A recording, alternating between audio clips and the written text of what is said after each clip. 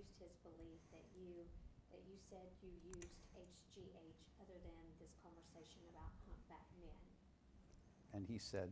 He said, I don't. Okay, you agree with that? That's what you said before the tape went off? I believe so, yes. Okay. Just it's for the tape, because the tape ran out. That's the only reason I'm repeating it. Sure. So, just to continue with this for a little bit,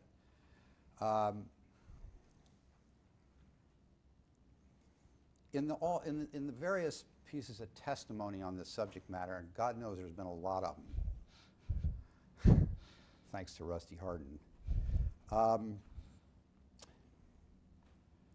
Initially in Congress, you went for a deposition in Congress in January of 2008, right? You remember that, sitting there in a room with a few people and being under oath and having a deposition? I don't know the proper name, finding committee or? Oversight. Oversight committee, yes. Right. And at that time, your recollection was, and I'm not talking about the big room that we were all in, but I'm talking about the little room beforehand when you were under oath. You remember that? And had a deposition that was produced and written, transcribed. You know what I'm talking about? From the oversight committee meetings, yes. Right, but not the meeting of the committee. I'm talking about prior to the meeting of the committee. Oversight staff deposition. The staff, remember you got together and there were several people asking you questions, Ms. Safafian or something like that, a couple others. It was prior to the hearings. Prior to the way I distribute public setting. Prior to the public It setting. was a private setting. You had a yes. private I remember setting. the private. You remember the private setting. And in that private setting, you testified that your that the events around which your wife was injected with HGH were in 2003. Isn't that right? If you know. Can you show him? Yeah. Well, just let's see, get his answer first. I don't know the exact dates. Well, and then well, do you know? You don't remember saying that that McNamee injected my wife when I wasn't there, but that took place in 2003. Again, I'm guessing on, but I believe at that time that's the date. Right. I mean, and then in the If congressional, you represent to him, that's what he said. He's going to accept that. in the congressional hearings, I mean the congressional deposition. Subsequently, a week later or something like that, with your wife sitting behind you, I take it prior to the public hearings, you had discussions about these matters with your wife. I'm not asking you what was said. I'm just asking you had discussions about these events. I would say yes. Right. And your wife was sitting behind you when you were testifying in Congress. She was. And you said, to the best of your recollection, and that the injections that occurred from McNamee to your wife occurred in 2003 or thereabouts, correct? I can represent to you, that's what you said, but congressional testimony, but that doesn't contradict any recollection you have, right? I think you said injections. I don't believe she. The injection, you're right. You're right. The injection, I stand corrected, in your master bathroom that she described subsequently at the trial and that you described at the congressional hearing, right? That took place in 2003. The hearings? No. The injection. I believe so. Okay. And then subsequently at the trial, your wife testified that she thought it took place in 2000. Is that correct? I don't know that. You don't have a recollection of that? Of her altering her testimony because she thought... Object to that. Phrase altering? Changing her testimony, I mean, whatever you want to call it.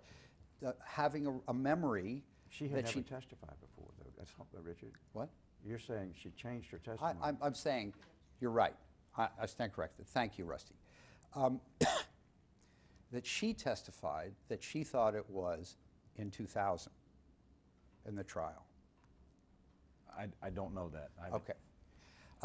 Now, your testimony is, as I understand it today, that the only conversation you had with Andy Pettit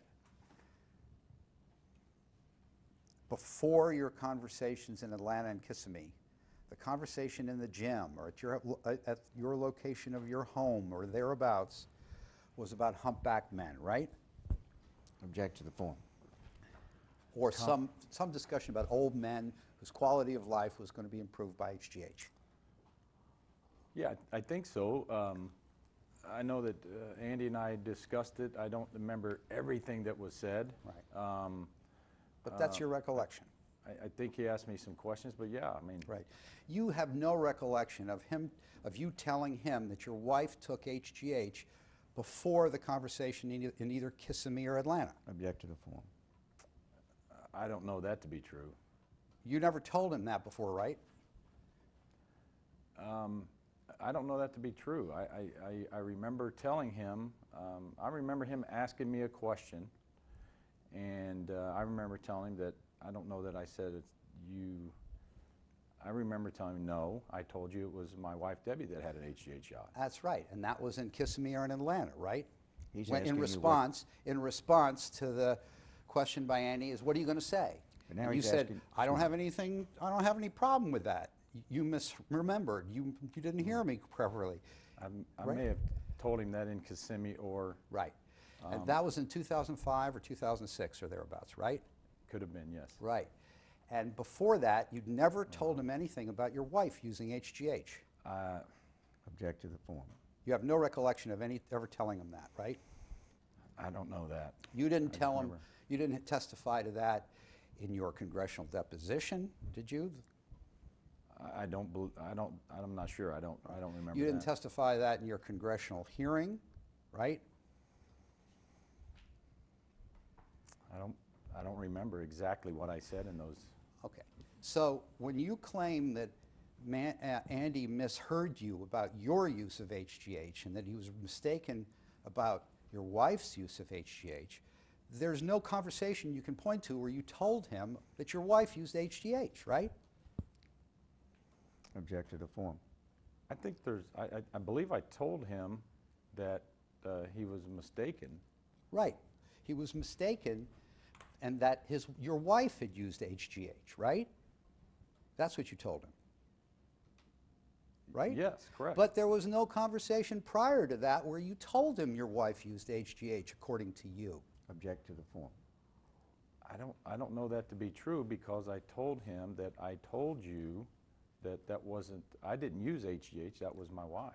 Right. But the only conversation you have a recollection of prior to that one was the humpback men having their quality of life improved, I remember that like because me and there was- Rusty have to have. Sorry. Go Yes, ahead. I remember the, because of an article or a TV Yeah. deal, I do remember that. I don't remember if in my gym or around my house, if I told him about Deb using HGH, taking a shot of HGH. So Andy Pettit, who's testified in a congressional deposition like you did, right? You know that. Yes. And he submitted an affidavit in this proceeding, or in the proceeding before Congress, sorry, right? Well, repeat that. The affidavit you looked at before, he submitted I'm sorry. this affidavit, Okay, yeah, right? I don't think Andy didn't. He didn't come to the hearing, he before me submitted or an affidavit. Before me, yes, that's Sorry correct. for double talking. And he testified in a deposition in this proceeding in response to my partner Earl Ward's questions, right? I think I was made aware that he was. And he the never deposition. testified anywhere that you had a conversation with him about your wife other than the one where you said, oh, you misremembered because that was my wife. Repeat that? He never testified in all of those places under oath. And he's a truth teller, right? You've said yourself he's a Christian and a truth teller and a decent human being. He never testified anywhere that you had a conversation with him prior to the one in Kissimmee or Atlanta where you said anything about your wife's use of HGH. He never said that anywhere, did he? Object to the form. You can answer. I believe he stated that he misheard me, that I told him that it was not me, and I think I told him that. And Right. I said it was Deb that got a shot of HGH. Right, right. That's what you said, right? And he said he might have misheard you, he said, right? I believe so. But he never said anywhere that you said that your wife had taken HGH. Object to the form. Yeah, prior to 2005. Thank you, Deb. I don't believe, I'm not sure when Andy said or what dates he had, but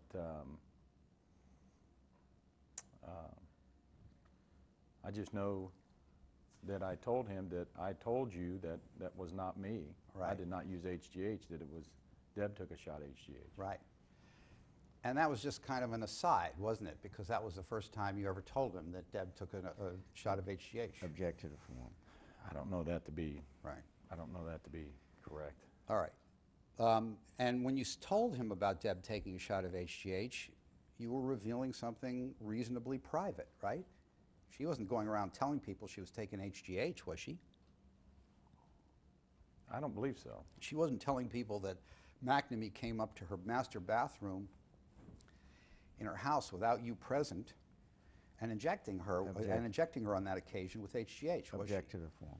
She told you that, nobody else. She did tell me that. I'm not sure about anybody else. Okay.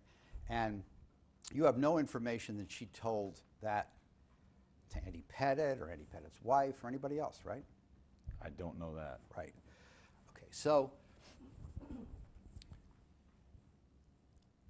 what I'm trying to understand is why you thought he was confused by some statement about your wife taking HGH.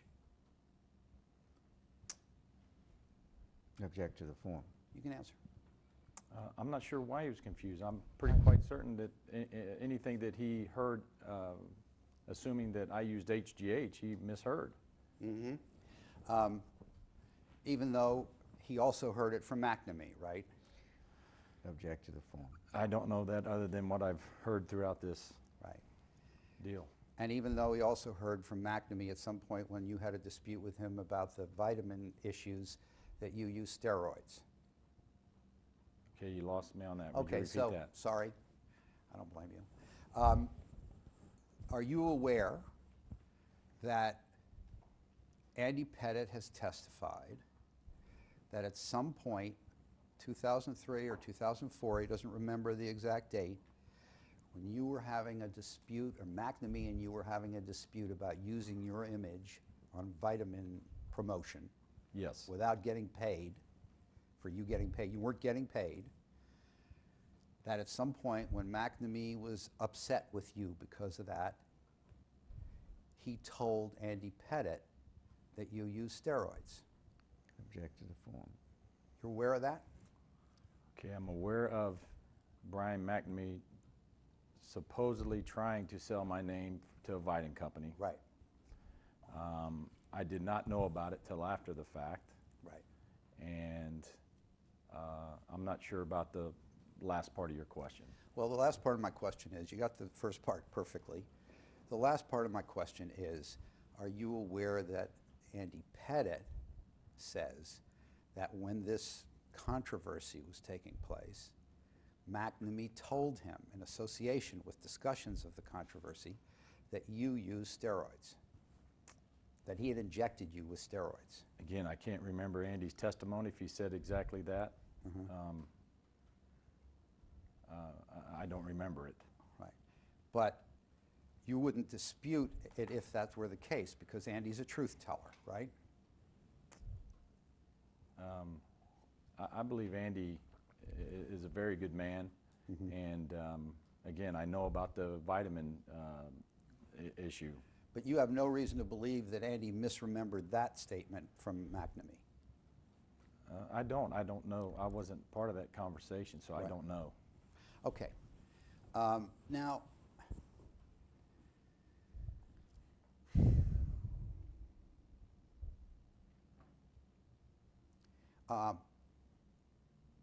you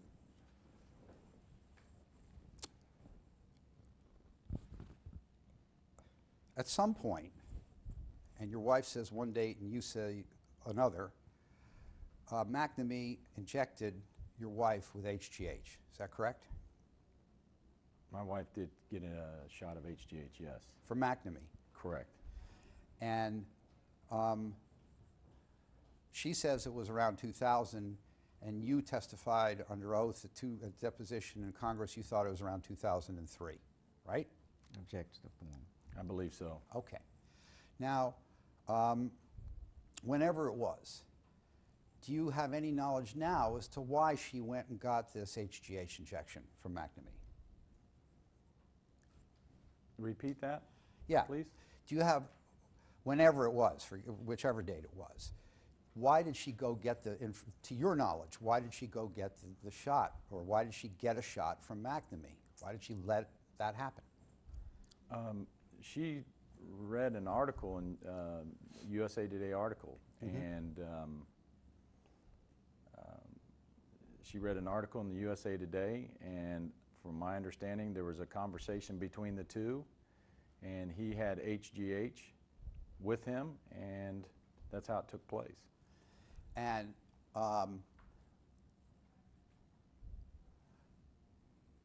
is it your testimony that at that time you understood him to have HGH with him in your house in Houston? Object to the form. I'm not sure I understand that. Is it your understanding now that that McNamee had HGH with him in your house in Houston? Obviously, he had it with him. He gave my wife a shot, so Well, I she would could say have yes had to it, that. right? You could have had it. Well, Could have had it there, right? Somebody could have had it. But your understanding is he had it, right? I 100% disagree with you on that. Right. But your understanding is he had it. Yes. And did you ever understand him to understand where he got it? I did not. Okay. Did you ever understand that he had to order it and have it sent down there? At that time, I did not. Okay. Did you subsequently learn that? Object to the form. Again, I would be assuming, other than what I heard in trial, And what did you hear in trial? that he had it. Right. Did you ever ask him after you found out your wife had been injected where he got the HGH and when he got it? I did not. Didn't bother with that. I did not. Okay. Now, when this USA Today article, is that what it was? USA Today article? I believe so. Okay. And your wife did not discuss that article with you prior to taking the injection? No.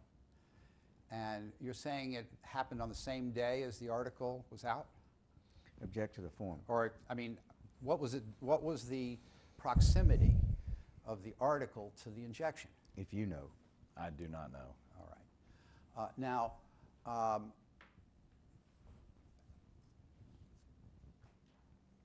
I believe in the trial your wife pointed to an article that was produced in 2000. Do you have a recollection of that? I do not. I don't know the years. I know it was a USA Today article. Right. Did you ever ask your wife when she read the article versus when she took the shot? I don't think we're ever in detail with that. All right. Did you ever ask to see the article yourself that caused her to take this shot? Not at that time. You saw it later? You saw an article later? I think I saw an article later. And did you see two articles, one in 2000 and one in 2003? Not sure about that. Okay. In both of those articles, or the one in 2000, talks about all the dangers of HGH, right? If you know. All the side effects and all the dangers. And yeah. I don't know that. I just know what I know from what I heard. I thought I heard in trial. Right. Did you Somebody discuss the proximity of this article to the injection with your wife before you went to Congress and testified that it was in 2003? Well, I think there was only one article, so I don't know what the exact date was. So, But Well, he's there are asking if two you articles- discussed it yeah. before you went to Well, Congress. there are two articles in the I'm sure. record here, one in Okay. 2003, one in 2000. Mr. okay. Hardin was kind enough to produce both of them at different times. Okay.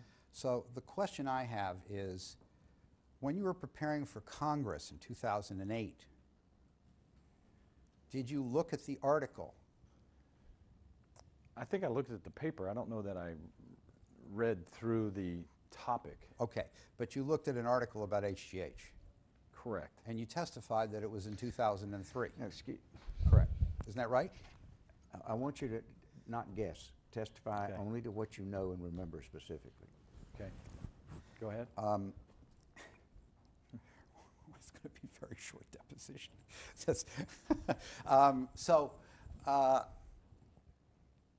with respect to this time period, right before you were going to Congress, you were going around talking to Congress people, right?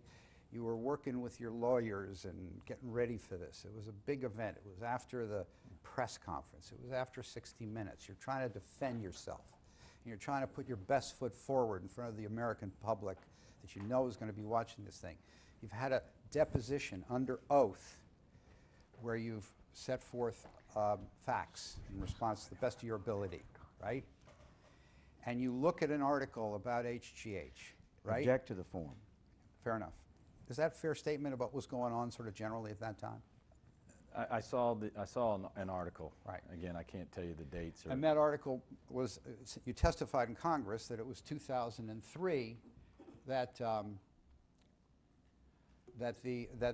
your wife was injected, right? I believe so. Right. And that it was in relation to an article she had read. Is that correct? That's what I was told, yes. And did your wife ever contradict you or tell you that's wrong? It was 2000. It was different timing. I'm not sure. I just remember looking at the article and having brief discussions about it, and then I think she went to Rusty and them, and they, you know, I think that's what happened. Right, but when you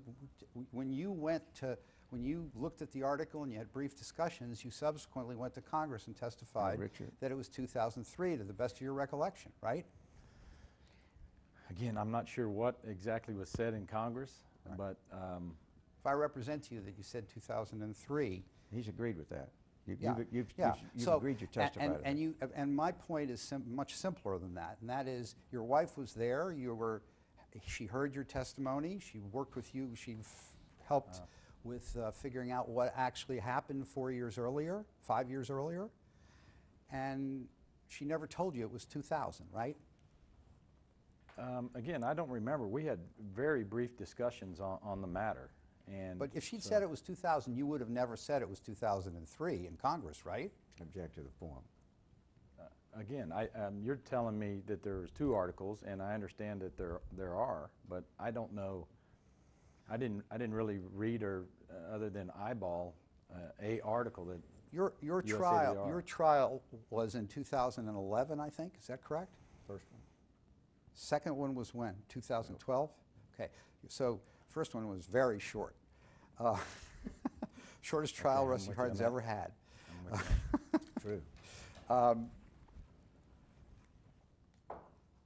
So in 2012, your wife testified that she thought she was injected by McNamee in 2000, right? Are you talking about when Deb actually testified in court? Yeah. I'd have to see it. I mean, I don't remember what exactly she said. Okay. And in 2008, 4 years earlier, when you testified in Congress and in a congressional deposition and in Congress, your testimony is that it occurred in 2003. Isn't that correct? What occurred? The injection.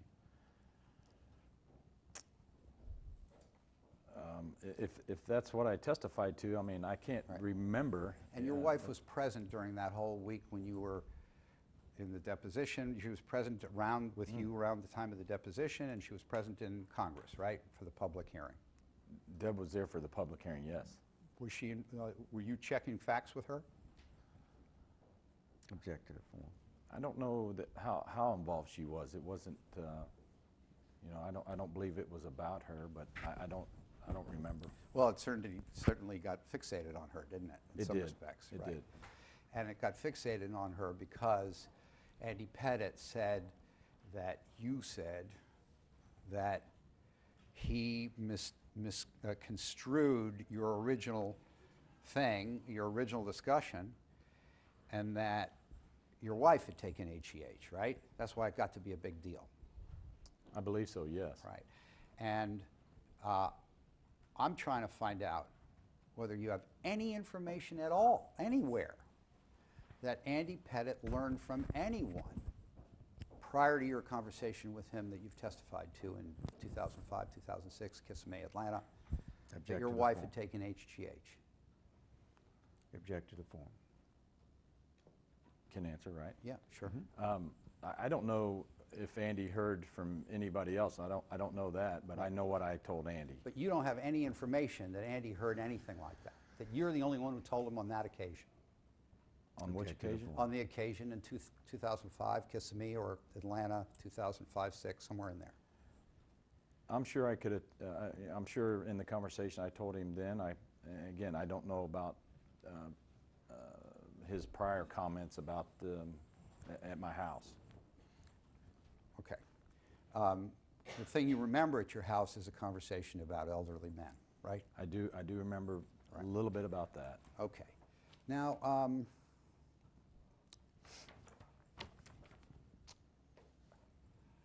with respect to the injection, hold on one second. Let me try and remember what I was going to ask you.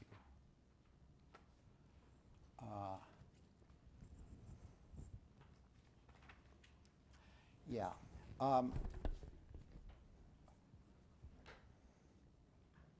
If the injection were in 2000, according to your wife, right?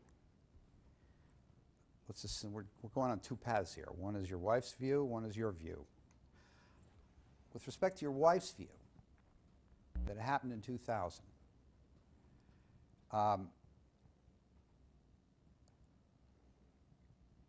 what was your relationship with McNamee in 2000 when this occurred? Your relationship? I'm not sure. I don't know that in 2000, I believe we had workouts. I'm not 99 he wasn't with the Yankees, so 2000 he was with the New York Yankees, so I'm sure we worked out. Was it USA today? When was it? 2000? All right. So you had trained with him at that point. You met him in 1998 at spring training in Toronto, right? Correct. And you'd gone through the season with him at Toronto, and he trained you, correct? He did. I was one of 98. the players, yes. And in 99, you had only telephone conversations or texts? Or what was your relationship with him in 1999? Okay, 1999, I went to the Yankees, and he was still employed by the Toronto Blue Jays. Right. So I'm sure that when we would play, each team would play, that I would see him, and there might have been some conversations during that year, sure. Did he train you at your home, to your recollection, at the end of the 98 season, going into the 99 season when you were going to the Yankees? I believe Did he come so, down yeah. to Houston? I believe so, yeah. He came down to Houston. You flew him down, you paid him for his time, and you... Sure. Right. And at that time, in 99, 98, 99, over Christmas, that switch of years, did he stay at your house? If he came to Houston, he probably stayed in the pool house. In the He'd stayed pool there house. a few times. And when's the first time, to your knowledge, that he met Debbie Clemens? That I don't know. Maybe 98. So that over that training time, was he around the house and proximate with her? Was he having interactions with your wife? I don't think a lot, but obviously she knew when he was in town, and again, I can't speak for Deb, but I would imagine in 98, might have met him in 98. During your off-season training? Oh, I don't know about that. I'm Right. just saying as a member of a team. Right. Okay, but I'm talking about the relationship that comes out of somebody staying in your pool house. So was there a period of time when he was staying in your pool house in the off season, 98, 99? I would say yes. If he came down to train me, he'd be in a pool house. Sure. And like, how much time do you expect? What would be your normal routine in the off season with him? How much time was he there, and how much time was he home in New York? Oh boy. I think that when he came to Houston to work out myself, Andy, or other guys, he was in town probably 4 to 5 days in a row. Then he would depart and go back home. And how often did that occur in the off season, to your recollection? Maybe a couple times, 2 or 3 times, depending on when I needed to start throwing. And so you're, and he was concentrating on working you out during that 4 or 5 days, right? And the other people who came. Pretty much, yes. He wasn't spending time with your wife. He was around. I mean, he walked back and forth to the, I think as he got more comfortable, he walked back and forth to the house and he was, you know, it's not like, pretty visible. Right. And did you tell your wife things about McNamee? How'd you describe him to your wife in that early period? He was one of the guys that trained me. I mean, she knew he was an employee of a major league team, and I would assume that she knew that he was a good catcher. And so, but I've trained with many people, and so. Did you rave about his training to her? Yeah, I enjoyed training with Mac. Yes, All right. Sure did. So in '99, when you saw Mac, did your wife see Mac at all in '99 that you know of? When the teams were, when you were on separate teams? I couldn't even guess on that, but I would say yes. Did you train with Mac at your home in Houston in '99 during the season at all, or did you train with him anywhere where Debbie was in '99? See, '99 he was with the Blue Jays. So And you're in the Yankees. yes. Again, I'd be guessing on the off season there. Okay. All right. So '99, 2000. What? Right. How about? Sorry. What about during the season? Did you train together? In '99? Yeah. I don't believe so. I mean, Okay. he was with another club, so Fair enough. unless he saw me in a visiting or home facility. Okay. So during the off season, '99, 2000. What happened then with respect to your regimen with Mac? I'm not sure I understand that. Yeah. Did you train with Mac in the off season in '99, 2000? Again, I'm not sure about '99 because he's with another team, and I'm not sure when he came. He was with the Yankees before I ever met him. Well, I'm and talking he about came the. back I'm talking so about the years. off. Sorry, I'm sorry to interrupt you. I'm talking about the off season only now. '99 over Christmas into the Yankee season when he was with you at some point. Again, guessing, I would say yes. Okay. Same kind of schedule that you said before, 4 or 5 days down, 2 or 3 times during that off season? Similar, he would call me when he needed work, and I would tell him if I was in a position to be able to start throwing, or if I, that's basically what he would call and say. He get started and wanted to work. And what was your observation of his relationship with your wife? It was pleasant. I don't think they saw a great deal, but they knew each other. I mean, I think we worked out with us a couple times, actually. I think she was doing her workout while we were doing our workout.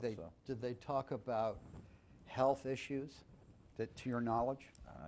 I don't know that.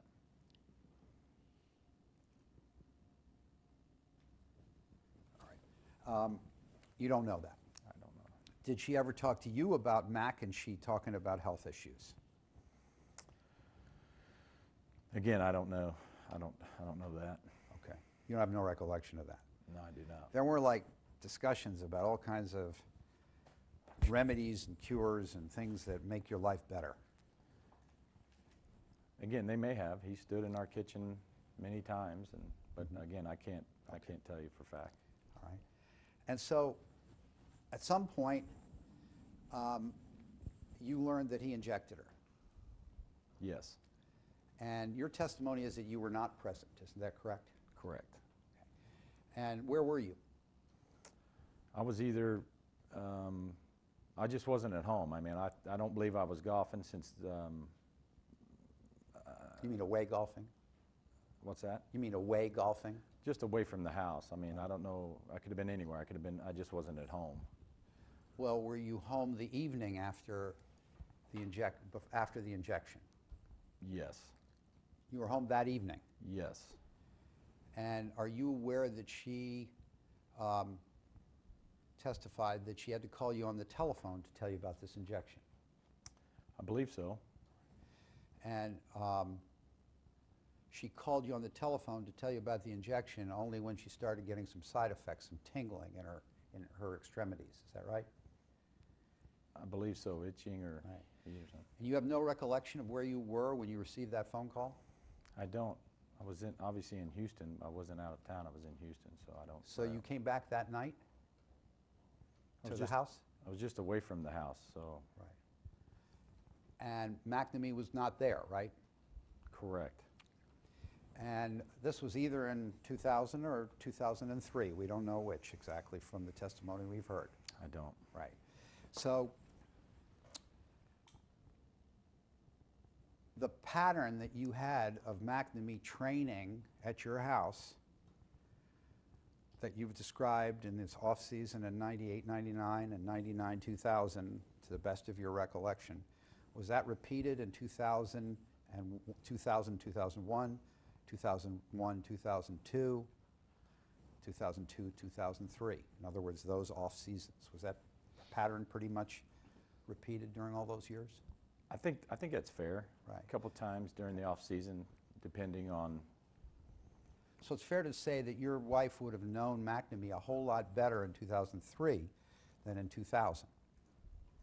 For all those years of training in the off-season, him coming down there, right? I don't think she would have known him any better or any less, or I mean. All right. So you you learned about your wife's injection from McNamee over the telephone. Is that correct? No. How did you learn about it? I didn't learn it from McNamee. I learned No, it from from over the telephone from Debbie. Correct. Okay. And what did she say?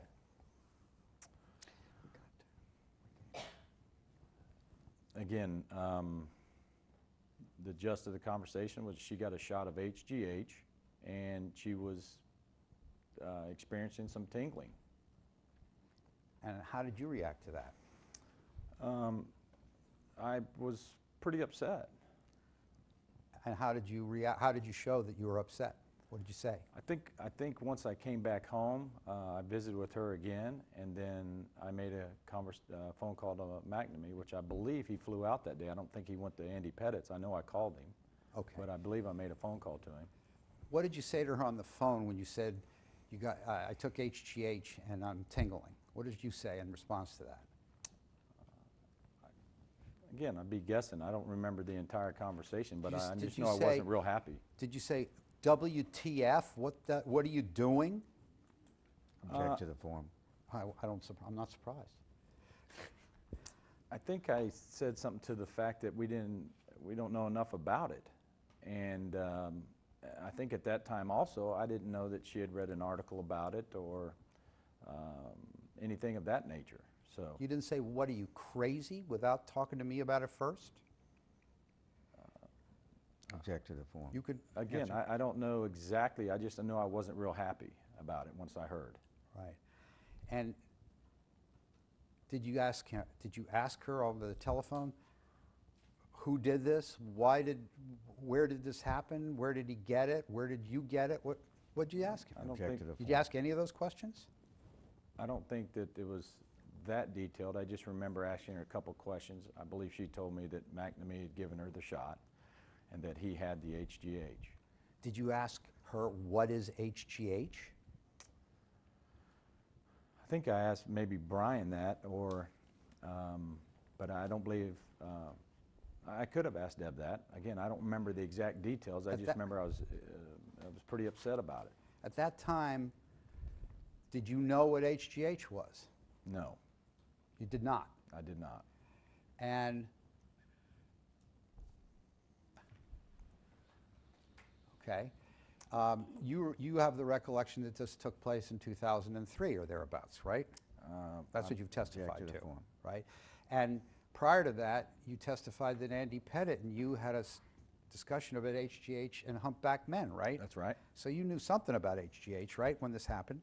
Well, I just knew I knew HGH. I didn't know, and I still don't know, what it does for you or what it does to you. You don't have any knowledge that Debbie asked you about HGH.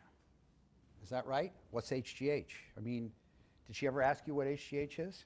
I don't ever recall her asking me that. Right. It might run over from everything that's happened, but at that time I don't. All right. So when you got this phone call, what did you do?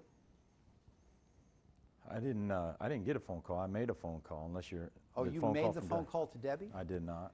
She made the. I'm talking about I'm the sorry? phone call where her testimony, by the way, just so you know, is that you called her and she brought it up. She never even called you in the first place. Do you remember Object to the that? form.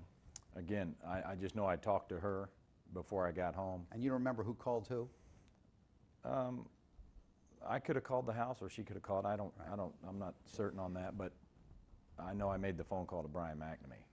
When she called you, did you say, go to an emergency room, I'll meet you there? I did not.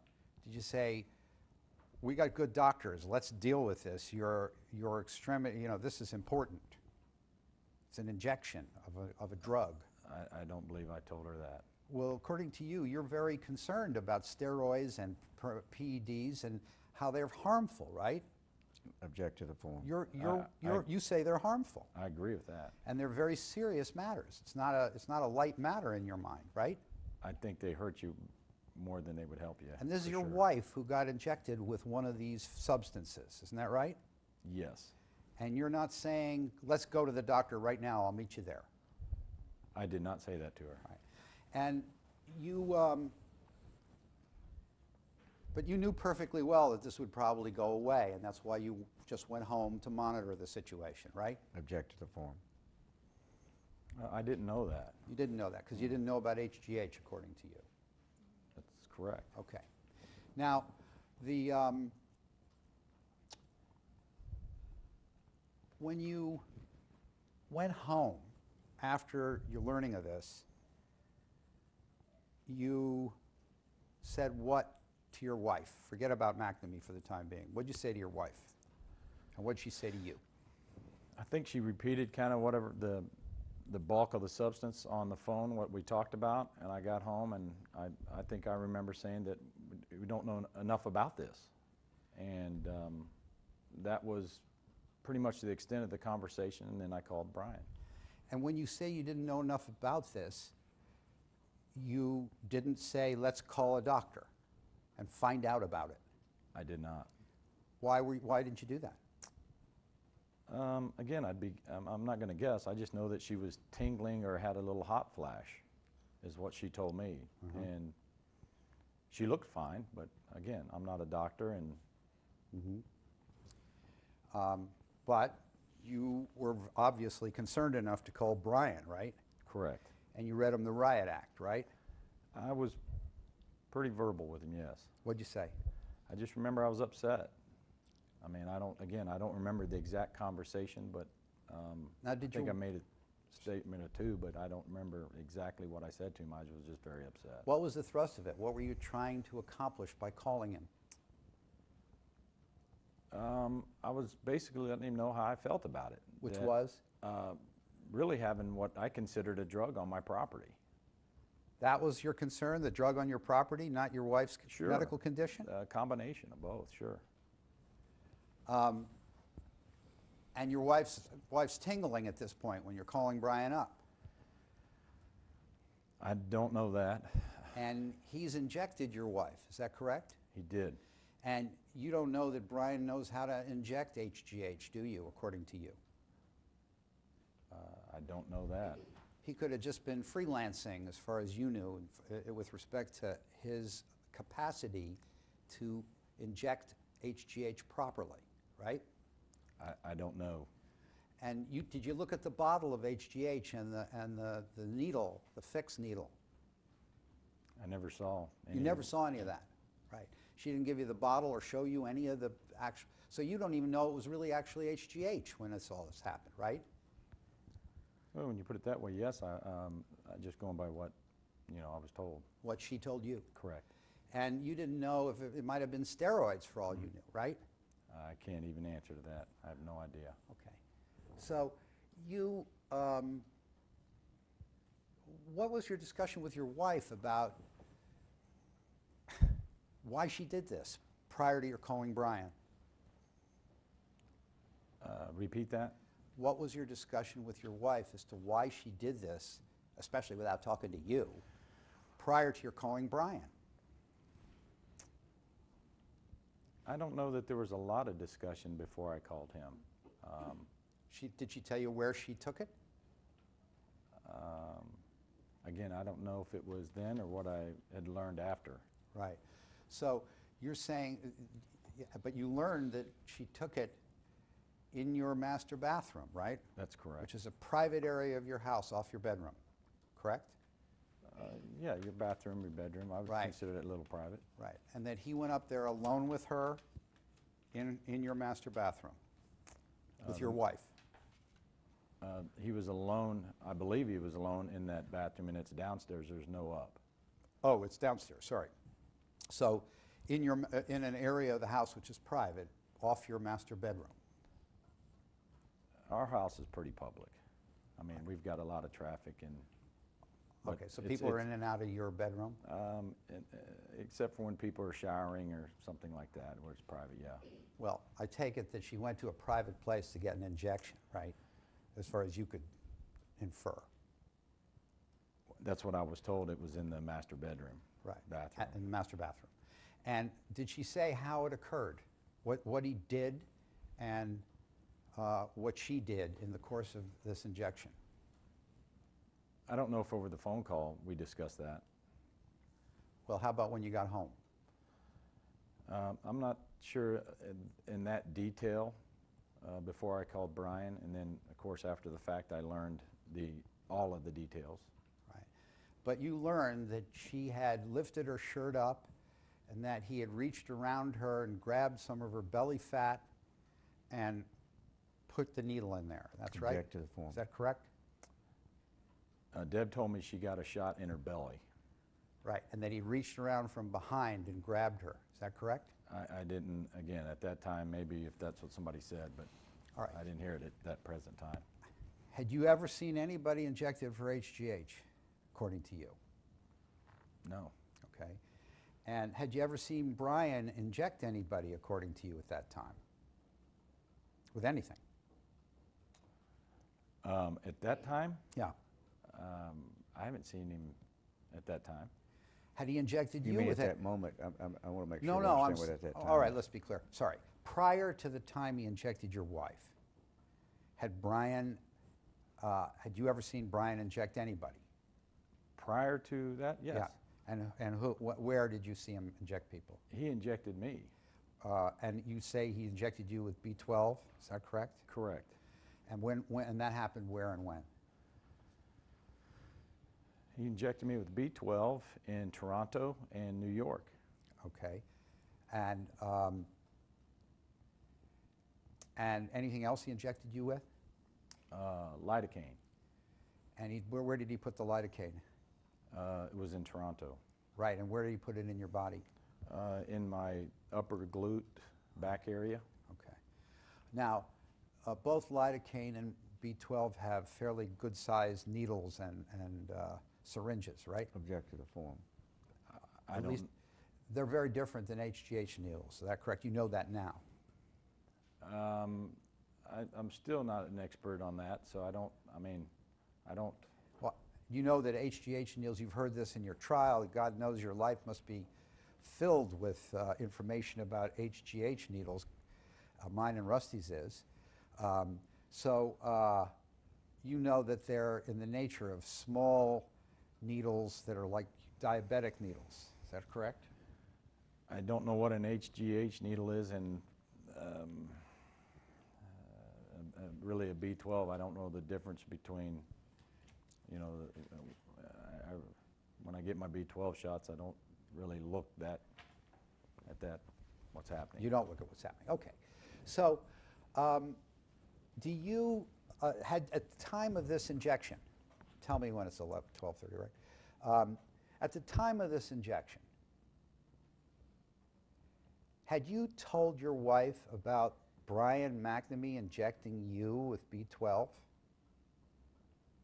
Okay, the injection for, for HGH? At the time of her injection Thank by you. Brian with HGH, had you talked to her about Brian injecting you? I don't believe so. So as far as you know, she didn't know that Brian injected anybody, ever, unless Brian told her, right? Object to the form. Again, I don't know that. Right. You just don't know one way or the other. Correct. Okay. So,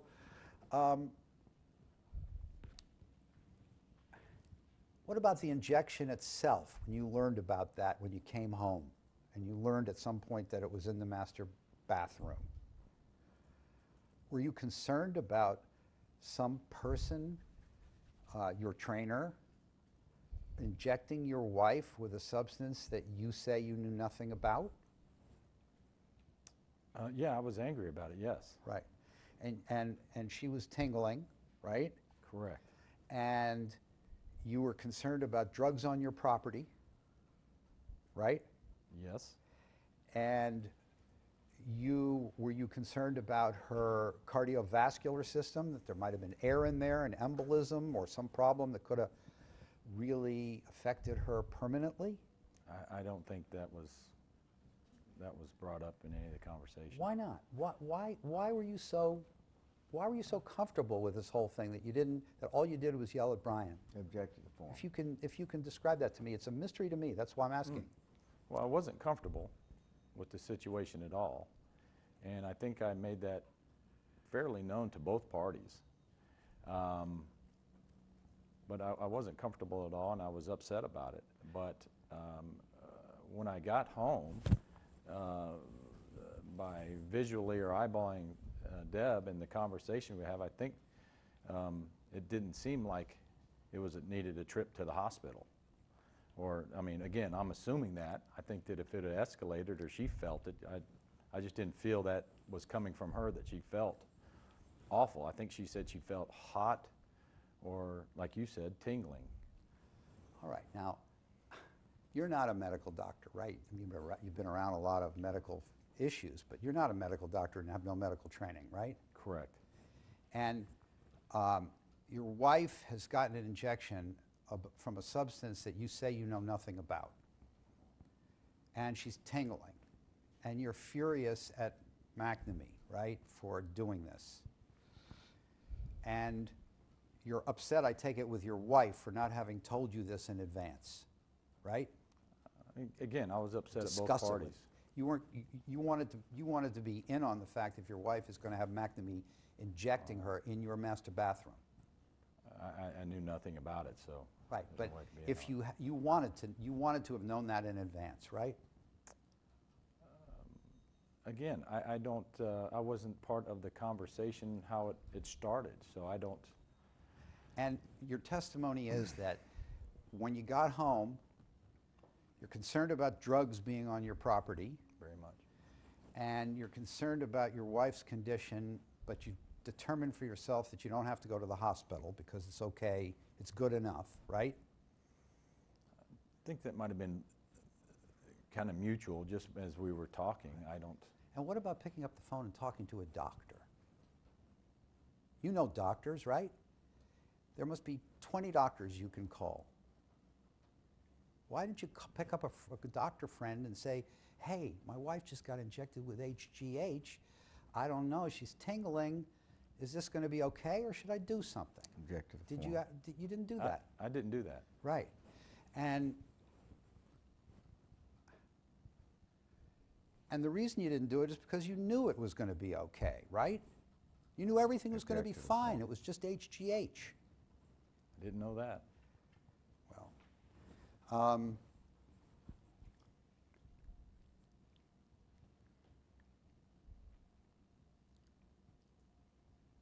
you didn't certainly call Andy Pettit and say your wife was taking HGH that night, right? Not sure I understand that. All right. Let's what time is it now? You wanna quit 25 after. Shall we quit for a Sure. little bit, and then we'll Sure. come back? Sure. Thanks a lot. Good. The time is 1:24 p.m. and we'll hold it up. Back on, we're all right? Yes. Good. So I want to go back to the time when you learned about the injection of your wife. And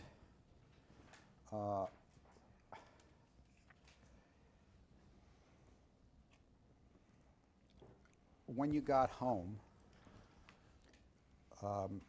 tell me just briefly, or as completely as you can, I should say, what your conversation was with your wife and what you did and what happened at that time, as much detail as you can remember. Objection form. Nothing like this, let me start again. Nothing like this had ever happened in your marriage or in your life before, right? Nothing even remotely like this. No, she hasn't never taken a shot of HGH, no. Or taken a shot from a non-medical person, or I should say a non-doctor like this. Pretty out of the ordinary, right? I would say it's out of ordinary, but Yeah. I don't know that, For you, in your experience. again, a non-doctor, I'm not sure what you mean by that. Well, somebody who didn't have a medical degree, giving a member of your family a shot. Did that ever happen besides to you yourself? I'm not sure at that time. I didn't know McNamee did not have a medical degree. Okay. You thought he might? He told me that he had done something as far as being a doctor or But a doctor of training, right? Not a medical doctor or something like that. don't know that. Okay. So,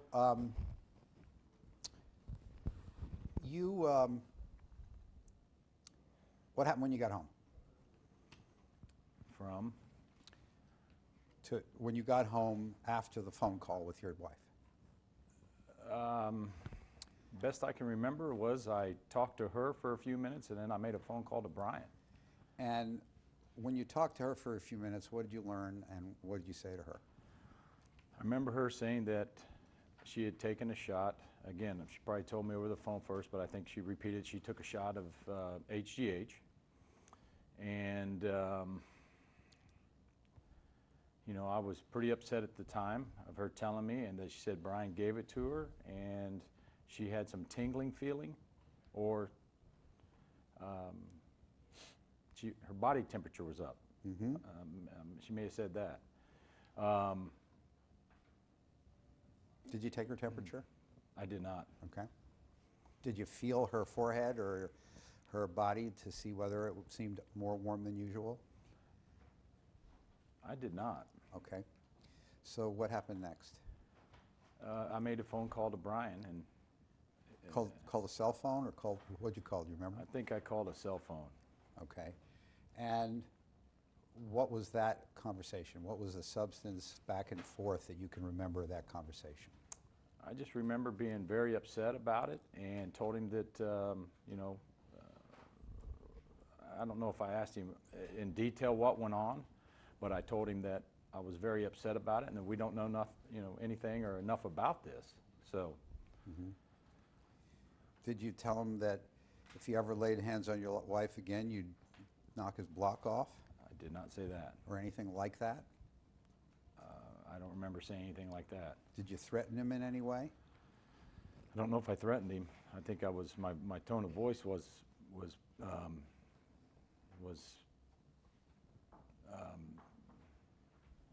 pretty stern. I would imagine. Again, Were you angrier at him than you were at Piazza when the bat came at your head? Objection form. When were you more angry? I don't know what you said there at the last. The bat came at my head. Your bat came out of his hands and came towards you, and then you grabbed it and threw it at Piazza as he's running down the first baseline. Objection to form. You were pretty mad that day, weren't you? I don't know that I was mad that day, but he didn't throw anything at me. I had a piece of his bat, and I whistled that on the on-deck circle, yeah. Right. And you did that. You're pretty angry when you did that. I was in the heat of competition, so, Right. yeah. Were you more angry than you were at McNamee? I don't know if I can even correlate the two. Uh-huh. Well, when you talked to him on the telephone, what did he say? You know what, I can't remember exactly what he said. Again, the gist of it was I did most of the talking and told him that we don't know enough about what HGH is. Did he apologize? I don't remember. Mm-hmm. I don't know if he apologized or not. Did he say if she has tingling that something would happen? Again, I don't remember. Did he say it would go away, or that you better check it out, or could get worse, or wrong dosage, or anything along those lines? I don't believe he did. Okay. I don't remember, but I don't believe he did. Okay. And did you ask him anything about drugs in general? Or HGH? Or any discussion of drugs? Maybe have talked to, brought the conversation to HGH, but telling him we don't know anything about it on that phone call, sure. Right. Do you have any idea why your wife wanted to take an injection of HGH? Did you learn that at some point? I did learn that. And what was that? What was the reason? It was from the news article that it was some kind of healthy Hollywood, something of that nature. Like it was a Hollywood cosmetic or something like of that nature. Did it have anything to do, to your knowledge, or at any point was there a discussion about looking good for a Sports Illustrated cover that you and she were on? No. Had nothing to do with that? No. That never came up? No. Now, is your wife, to your knowledge, pretty health conscious? Yes, Does she work out a lot? she does. And notwithstanding that she's had 4 children, she's in really good shape, or she was at that time at least? Yes. What kind of workouts does she do? She's done Pilates. She has done bicycling, stationary bicycling. She runs.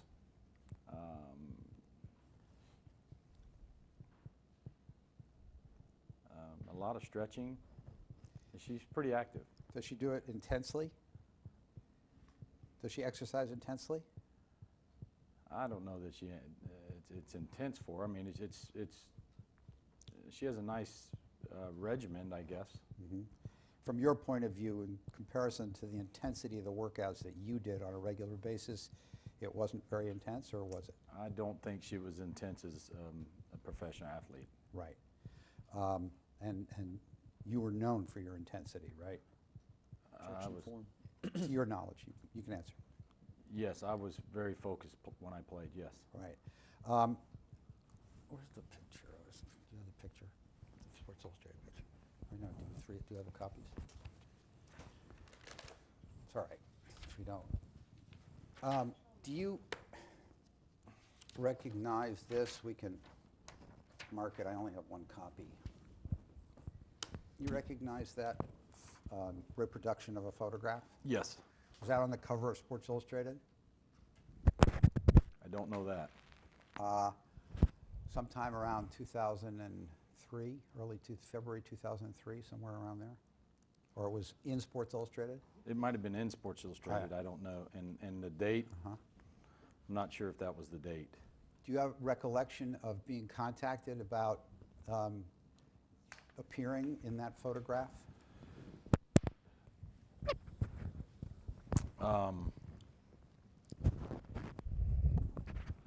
For Sports Illustrated? Not sure about, hold on one second, gang. This thing is Yeah, all it's the, pieces. yeah, me too. That's what it comes out of the little holder. You don't need the little fuzzy part. Okay. Sorry about that. Contacted about Sports Illustrated. Yeah, do you remember how that came about, this picture? Again, guessing maybe our public relations guy, Uh-huh. maybe with the Yankees. Was this picture taken in New York City in Central Park? Yes. And was it in the summer? Or what time of year was it? Can you have any recollection? Looks like it might have been the summer or spring or something, you know, it's when all the foliage is out. I would agree with that. Okay.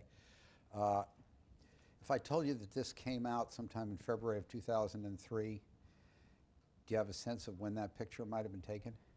I don't. Do you remember seeing copies of that picture or versions of it before it was put in the magazine?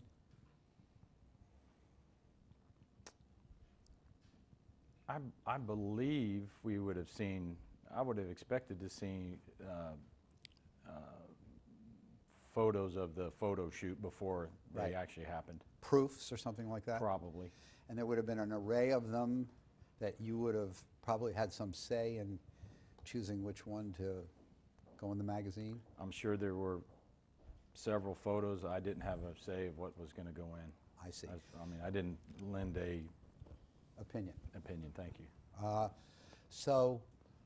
Do you know if Debbie had any input into which photo or the nature of the photo that was going to end up in the magazine? I would guess and say yes. Usually when you guys did things like this, did you insist upon having photo approval? When you were asked to model for a photograph for something? I think on some occasions, and then some occasions you don't. Right. But your recollection is in this, she probably had some input into it, right? I believe she knew the photographer better, more than I did. Right. And do you know whether when she first got the photographs, she was happy with the photographs, or there was any complaints about it? I don't know that. Do you know whether they doctored the photographs in any way, airbrushed them, or fixed them up to I make don't- you look better, make her Well, look better? I don't know that. You both look pretty good, don't you? Well, yeah, I'm comfortable laying on the ground, I guess. Yeah, Well, she looks pretty good, doesn't she? she does. That's February 2003. How old is she there? I don't know what the date is, and I am not going to guess on the age. I'm going to pass on that one. Oh, yeah? You afraid of getting in trouble? Well, At this point, she's had 4 children? yes. And so it's about 11 years ago when this happened, when this photograph came out, probably 12 years ago when it was shot, right? Again, I would be guessing if I guessed the All right. date or time. And she has some pretty ripped abs there, doesn't she? She does. Yeah.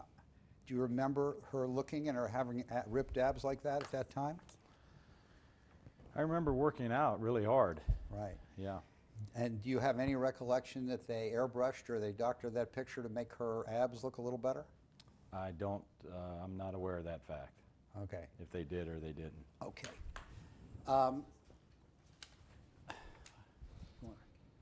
Okay. We'll mark this as plaintiff's exhibit 6, seven. isn't it? It's 6. 6, I think. Yeah. You're the best. You know all this kind of stuff. I remember in the trial, Rusty knew every number of every damn thing that ever happened.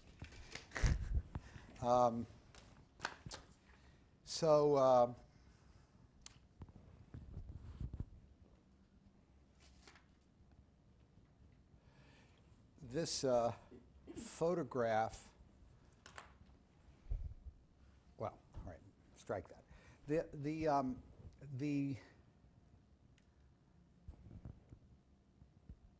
Nothing about this event of McNamee injecting your wife without your knowledge changed your relationship with him, did it? One more time on that? Did your relationship change as a result of him injecting your wife in your master bathroom alone, having her lift up her shirt and grab her belly, Object to and do all these things that we now have discussed? object to the form. Just leave Jeremy here. He's my... I don't know if it changed. It changed a lot. I know that Brian and I had a number of conversations, but I don't know that how much I worked with him after that fact, or I don't know how much I continued to work with him, depending on, again, whether he called me or I called him. And your recollection is this took place in around 2003, according to your prior testimonies in Congress, right? Object to the form. Again, I'm not sure of the date. All right. But this took place after a incident that you learned about with Brian in Florida, where he Object was to the form. accused of raping somebody. Is that correct? You lost me there. I didn't get Well, the rest of that. this incident, to your knowledge, happened after the Florida rape accusation. Isn't that right? Which incident? This injection question, this injection incident. One more time. Sure. I don't understand what you're saying. At the time of this incident, where your wife was in the master bathroom with Brian McNamee, and he injected her in her stomach, and you learned about it later, according to you, you were aware of a rape allegation against Brian in Florida. Object to the form. You can answer.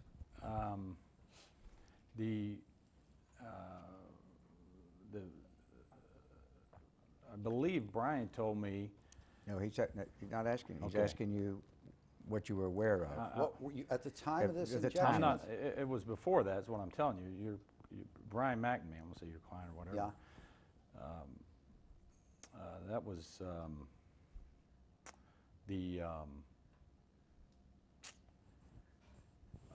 as far as Deb's shots go, I'm kind of confused with the Sports Illustrated. Where are we at on He's this? not on Sports Illustrated. Not on, Okay. The Sports Illustrated was 2003 in February when the picture came out. Probably picture was we shot Right. the summer of, if it was in the summer or fall or whatever it That's was, 2002. Gotcha.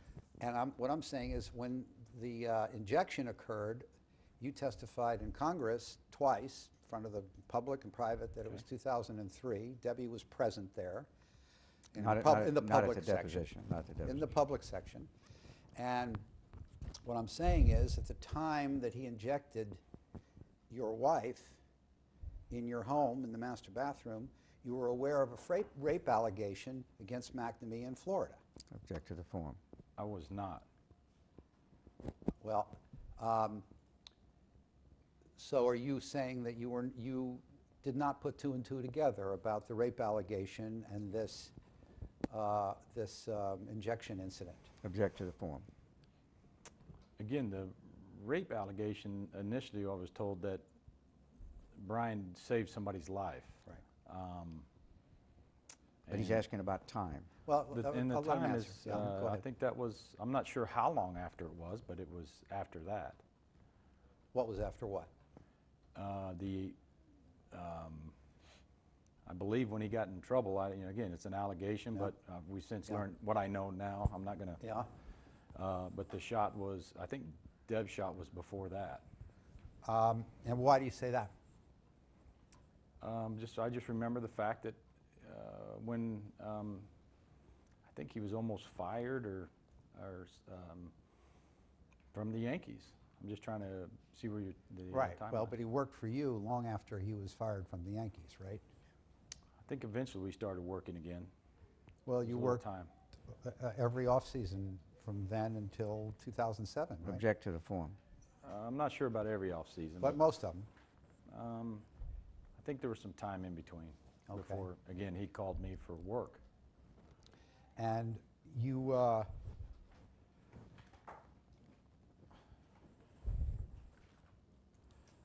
okay, so when you said you had a number of conversations with Brian after this injection incident, did you raise with him anything about drugs being on your property at any of those incidents? The one time on the phone call, I believe it was the same day as the HGH shot. And what did you say and what did he say? Again, I don't remember the gist of it. I just told him that I was very unhappy and we didn't know enough about it. Right, but you didn't say anything about you have drugs on my property? No, I pretty much assumed that from what went down. So, did you, at some point, did you search luggage that Brian had left there when he left on the plane but was leaving luggage to have it shipped back? I did. And when was that in the sequence of these events?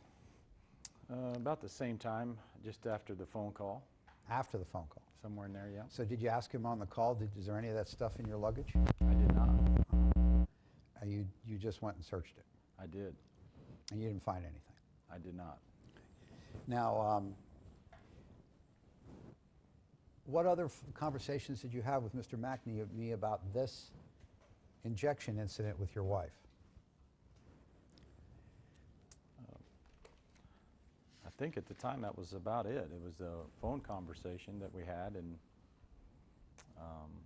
what I can remember is I was very upset, and I told him we didn't know enough about the HGH drug.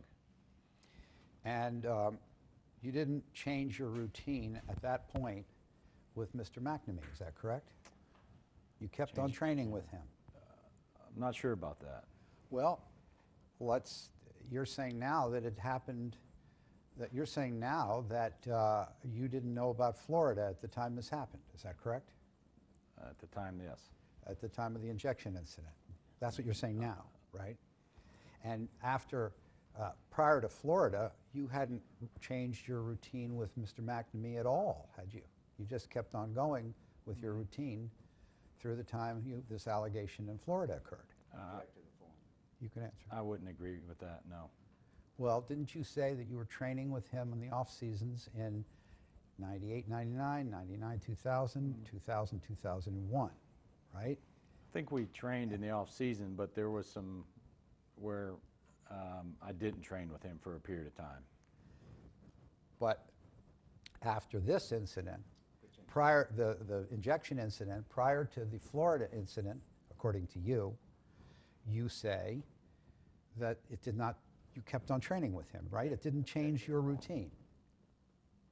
Again, I'm not sure about that. All right? I know that, again, and I don't know the dates, but I know. But in any event, you did train with him on a number of occasions and fairly regularly, and pay him and trust him with your body and your training through 2007, right? Yes, I did train with him. And you did that after he had injected your wife and after the Florida rape allegations, right? I don't know if there was somewhat of a gap or stoppage after the injection with Deb. The rape situation, again, he told me and showed me an article that he saved a gal's life. Right. But you also knew that he was being investigated for rape, and there was an allegation that he had participated in a woman taking a date rape drug. Is that correct? I learned a lot of that after the fact. And again, the only thing I knew that he was possibly getting fired from the Yankees. But you learned that long before the congressional hearings, right? Learned what? That he had been accused of a rape, was questioned on it, and that the woman had ingested a drug called GBH, a date rape drug. I did hear some of that at the trial. I don't know how much they allowed in. I don't. Well, wasn't there well, I'm talking about now between about 2001, in the latter part of the season where this occurred, when this occurred, to 2007. You're saying that you read no articles or heard no one describe that this woman had ingested GBH and had he had been accused of rape. What I'd learned about Brian McNamee, Yeah, go ahead.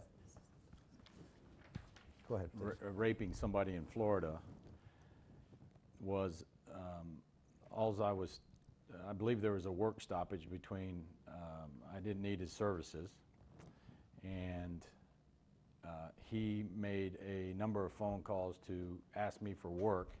I told him I didn't need him at the time, and when we found out about, I think it was all his doing, talking about that he was really upset with the Yankees because he saved some woman's life and had an article to prove it, and that it was somebody else's drugs and somebody else was the one that, his roommate's the one that raped this lady, and that he had an article to prove it, and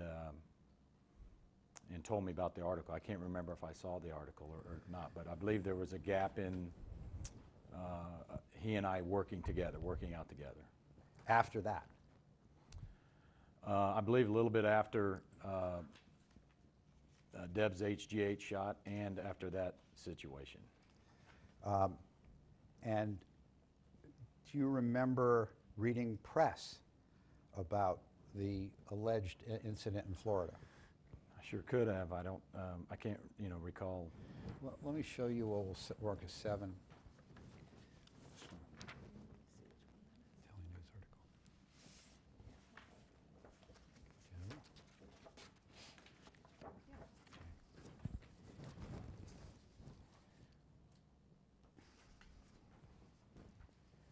article. Let me show you an article that's from the New York Daily News, February 14th, 2002. Okay. And see if you can recall that you read about this in the press, either in this article or some other articles that contain the same information. Who wrote this? This was Anthony McCarran. Oh, well, there you go. Yankees.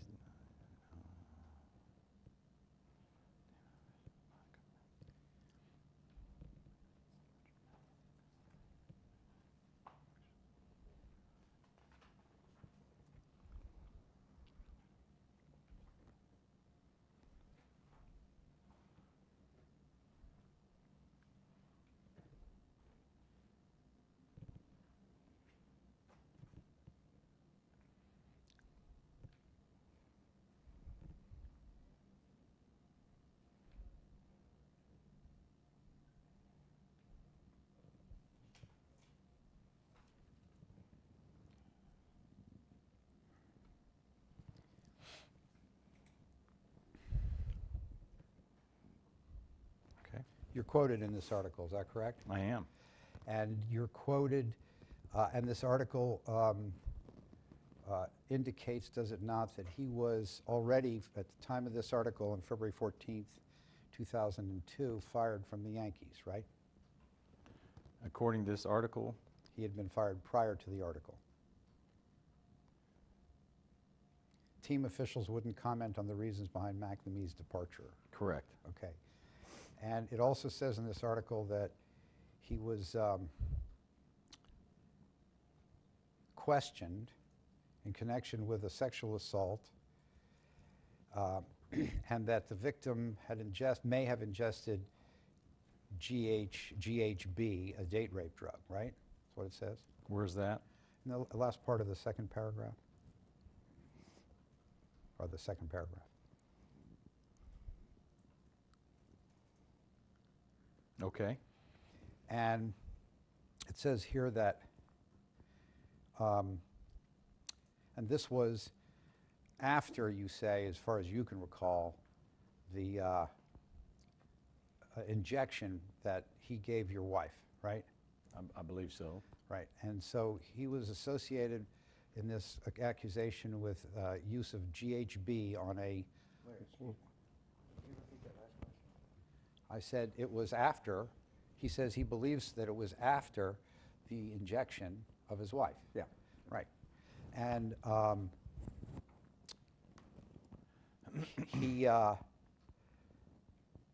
and this was, and he had been fired from the Yankees. And you're quoted here as saying, obviously I want to have him see me through this, Clemens said.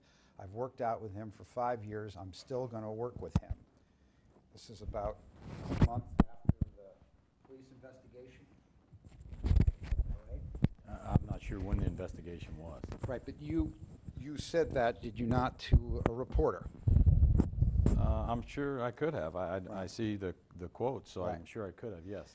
And so your intention at that time when you said this was to continue working out with him, notwithstanding the fact that he'd injected your wife without your permission with HGH in the master bedroom, or in the master bathroom, and he'd been fired from the Yankees because he had used drugs or been involved with a date rape drug. You were going to still work out with the guy, right? That's what I stated here, yes. Right. Okay.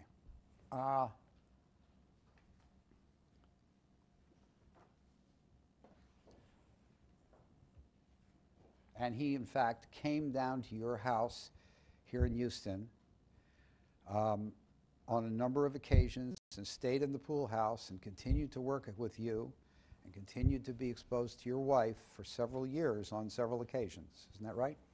I'm not sure about that. Well, you kept him away from your wife? No, I don't know that he stayed at my house or he was at Andy's house or he was at another house training other people. I'm not sure of that. But I know that at times he was at my house. Right. And so there were times after this that he came and stayed at your house and stayed in the pool house, right? I would agree with that. Yeah. What?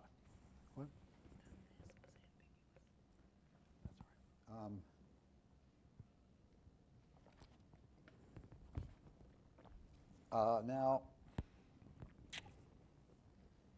did you ever discuss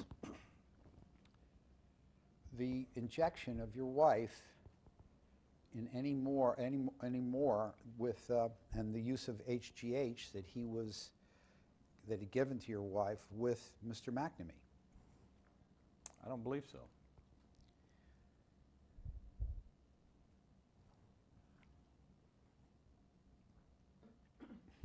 All right.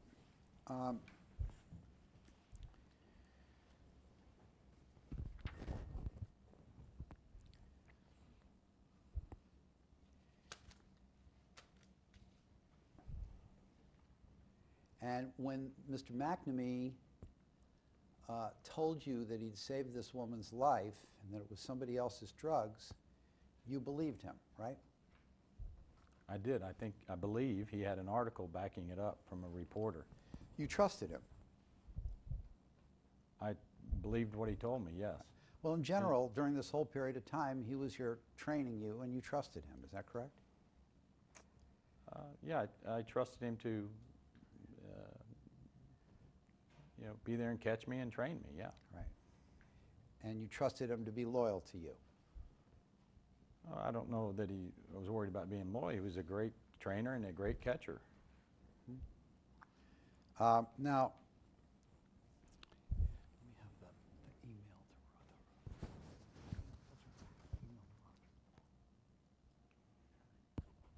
Rutherford. Did there come a time when you were falsely named as being in an affidavit in a Los Angeles Times investigation of steroid use in baseball? Yes. Sort of known as the Grimsley affidavit or something like that? Was it affidavit for a search warrant? I don't know that. I know it to be an LA Times report. Okay. And and that caused some press and concern that some people stated that you were going to be named. Is that correct?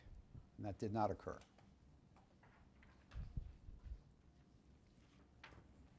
I'm not sure I understand the question there. Well, there was some press reports that you were going to be named as a steroid user and a recipient of steroids in conjunction with an affidavit that supposedly was the basis for, I believe, a search warrant in Los Angeles, right?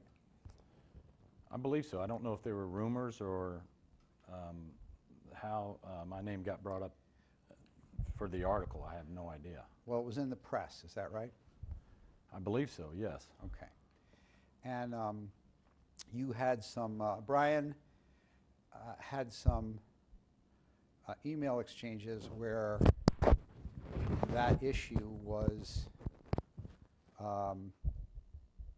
where you and he discussed that issue, the issue of you potentially being named? I don't remember. All right. Now,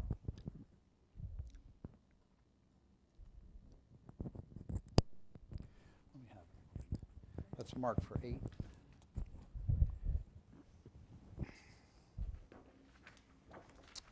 Maybe you can read through the Thank short you. email exchange. Thank Probably you. start from the bottom, because that's the way these work. Bottom's on the back. The bottom's on the back. Right. Turn it over, Roger. Where am I going? The back, No, start at the bottom of the back page and read it. because Okay. that's the time sequence. Where's my pen?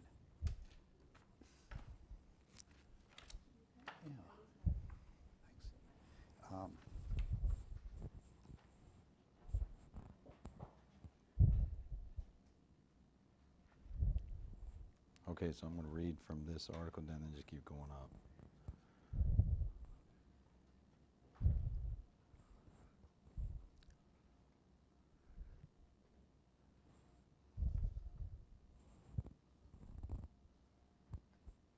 Okay, I see this. You want me to just stop at the first email? No, let's, You want me to read yeah, everything? read from the bottom up on the back page. In other words, we'll do it like we're in China or Israel or somewhere. We'll go backwards. Okay.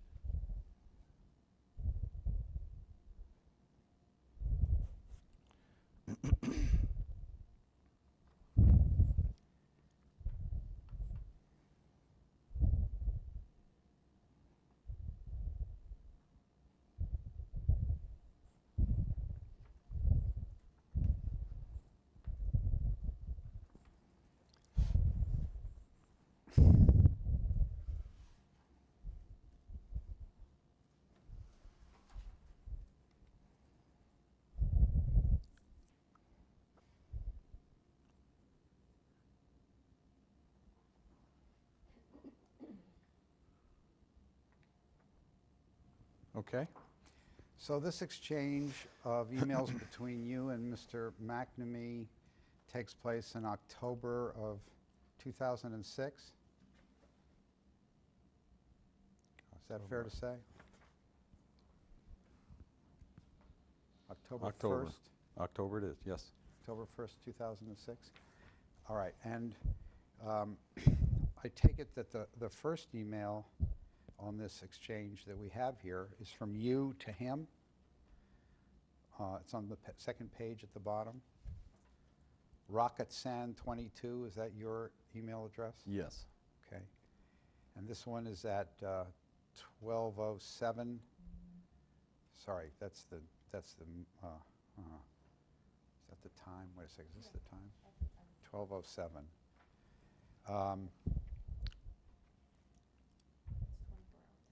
Right, so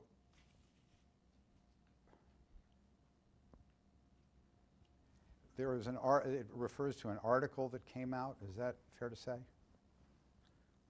That's stimulating this email, this first email?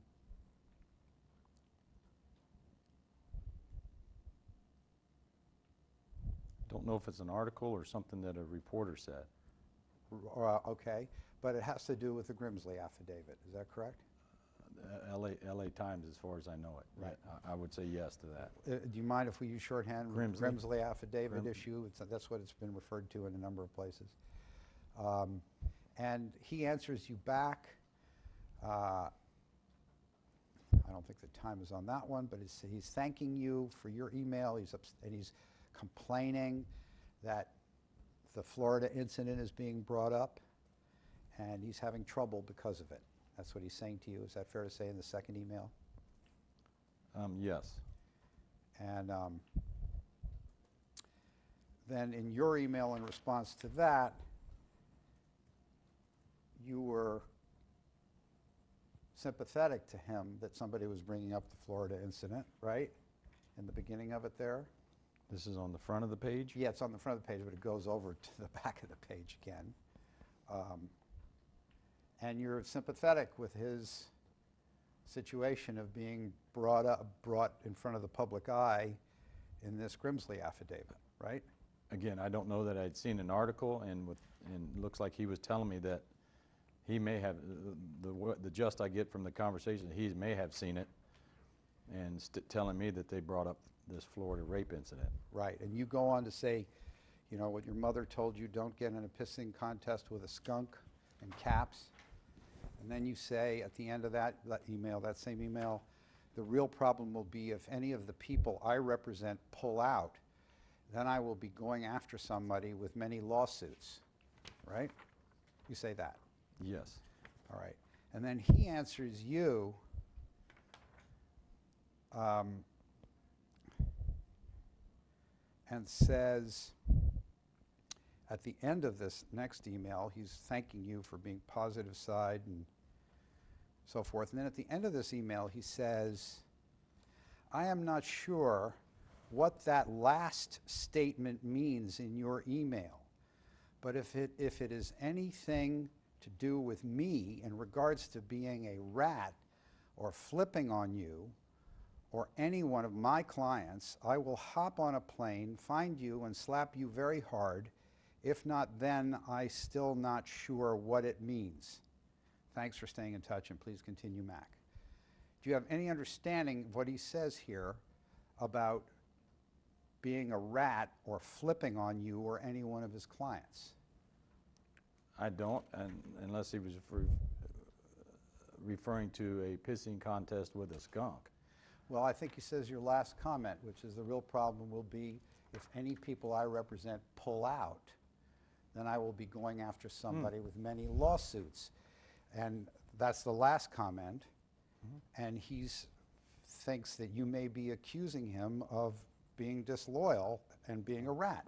Is that fair to say? I don't believe that to be true. Oh, yeah? What do you think he means then?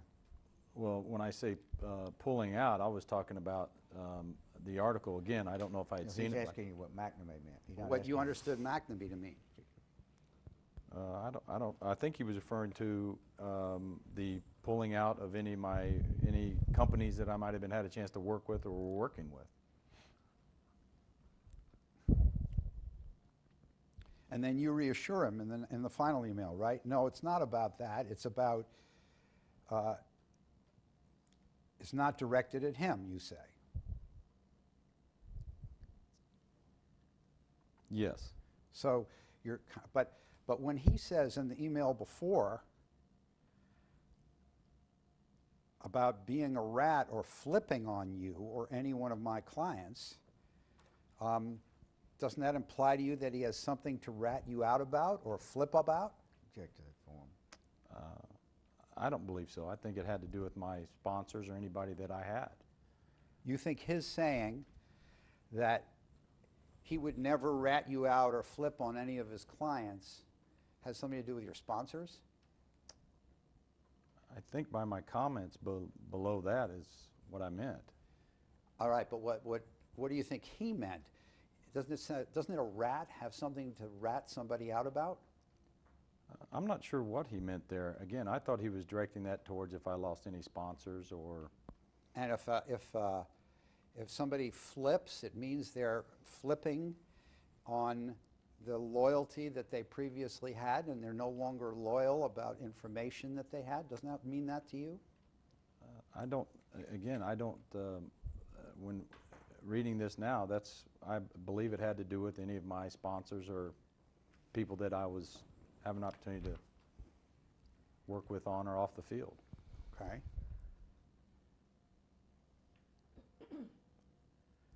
Well, did you feel reassured of him saying to you that he would not rat you out or flip on you or any one of his clients? Again, I don't know what he meant by that. I was just the exchange of emails, and I don't know if this was before I actually had an opportunity to go out and talk to the press. But your response is not in any way directed at you, your way, right? So you're saying to him, no, don't worry about it. I'm not accusing you of threatening me with flipping out or ratting. Is that fair to say? No, that's not what I meant. Did you ever ask him what he meant when he said flipping on you or ratting you out? I don't believe I did. Because you knew what it meant, right? Object to the form. Again, I don't know that in seeing that, I think it dealt with my sponsors or any off-the-field income or people that I had deals with or possible deals with. And you had a bunch of deals at that point that were hanging in the balance. I don't know how many, but I'm Okay, sure. but you had some. I would imagine. Right. And you never said to him in an email, Mac, what do you have to flip on me about? What do you have to rat me out on? You didn't say that, did you? I don't think so, no. Right. Of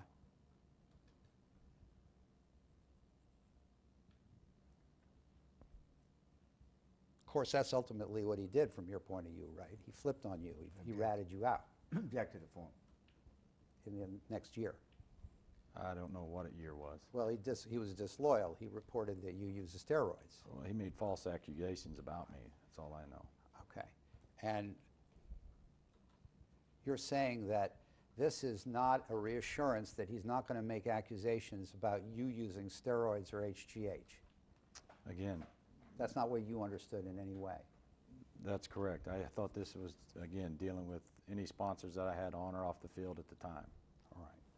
Now, tell me what you're pointing to in any way, shape, or form where the rat or flip out portion deals with sponsors. How is that related to the threat of your ongoing contractual relations with in deals? How could he change your deals? I don't know as far as his wording what he meant, but I felt that it had to deal with any of my sponsors or anything happening because of this false article coming out. Right, but isn't he saying that he's not going to allow the information to come out about steroids, which would screw up all your deals? Objective form. You can answer. From my reading of this email, it seems like he has already seen an article that I don't believe I had seen at the time. And it was more about him and this rape case or something about affecting his kids and a number of other things. But as far as your deals are concerned, isn't he reassuring you that he's not going to do anything to jeopardize your deals by corroborating these claims that you use steroids? Objective form. Again, I didn't see it as that. Okay. But you didn't say to him, what are you talking about, Mac? Say anything you want. Flip anywhere you want. Go rat anybody you want, because there's nothing to say. I don't, it's not in this email, no. Right. What? And you don't know of any other place where you said that to him? I don't or know. words to that effect? I don't know that. Okay. Take that back. Thank you. Thank you, because what happens when he leaves it, he keeps looking down at it the whole time you're asking him a question. I appreciate that. Yeah, he was reading from that. Usually you do it, so I And, appreciate it from appreciate- you. There you go. Now, see, when I turn this page over, it means we only got this much to go. All right.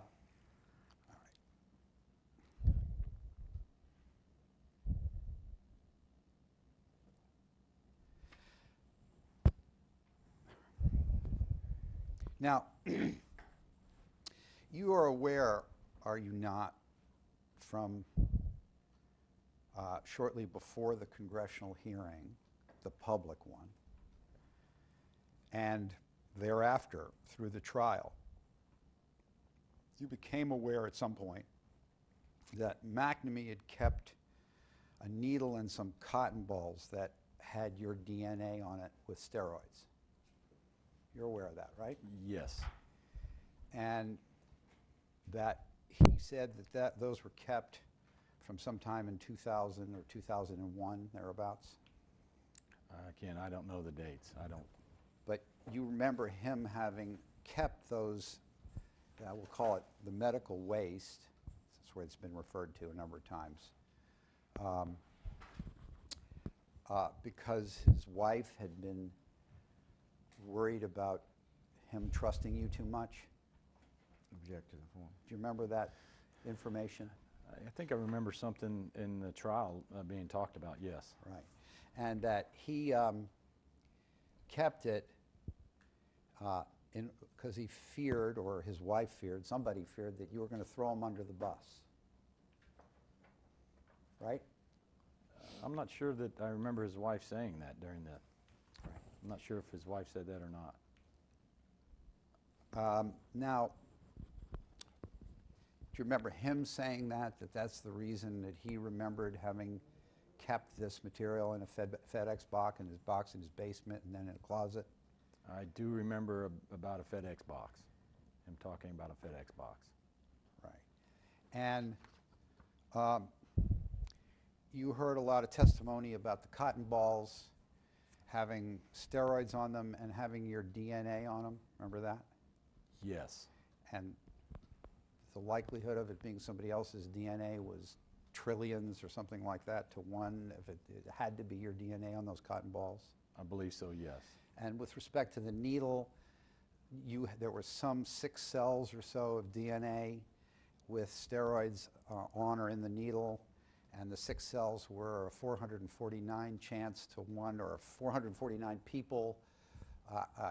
You're one of 449 people that would have had that similar DNA makeup. You remember that testimony? Object to the form. You can answer. I'm not sure about 6 needles or... One needle. Oh. One needle with steroids and some of DNA on it that appeared to be your DNA. I believe so, yes. Okay. What's your explanation for how that stuff came into existence? I have no idea You have no idea. how it came into existence. Yeah, how your DNA got on cotton balls with steroids and how the needle has what appears to be your DNA on with steroids. You have no idea how that happened? I don't. And does it indicate to you that at some point steroids went into your body, whether you knew it or not? Object to the form.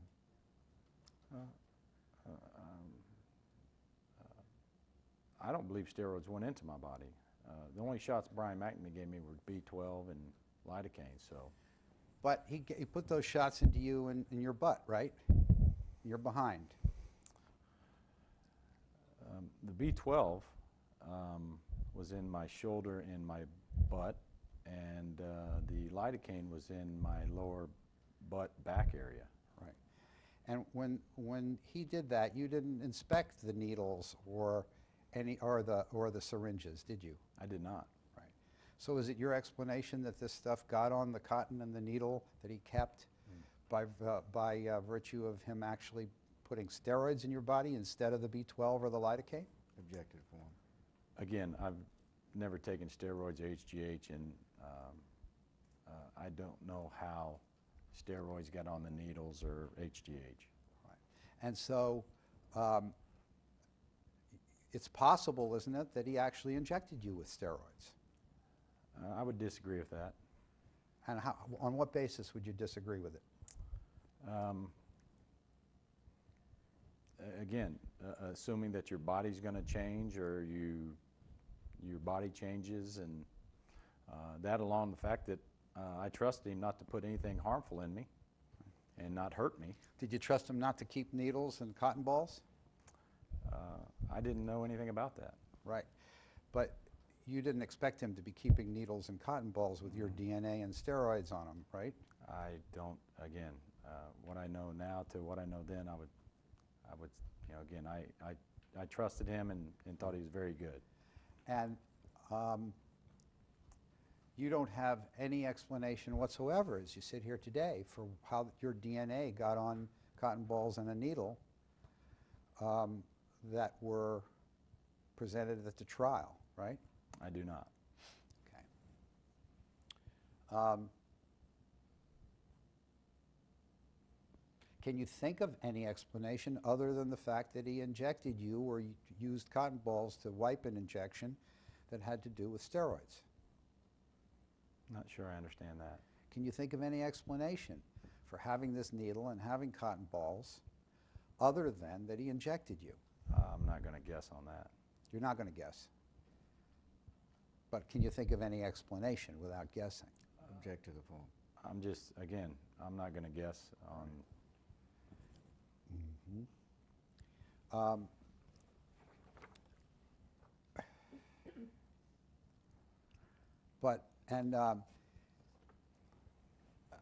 When you were in New York, did you drink Miller Lite sometimes?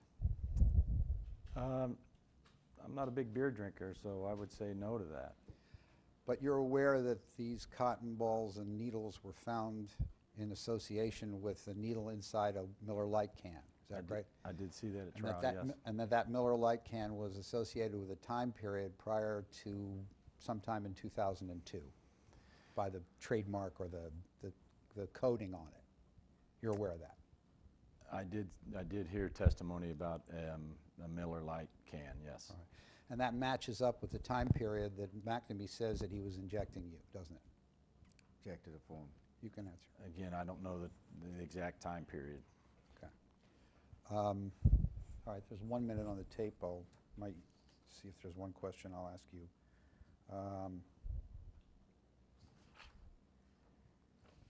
Let's go to another area. We'll change tape.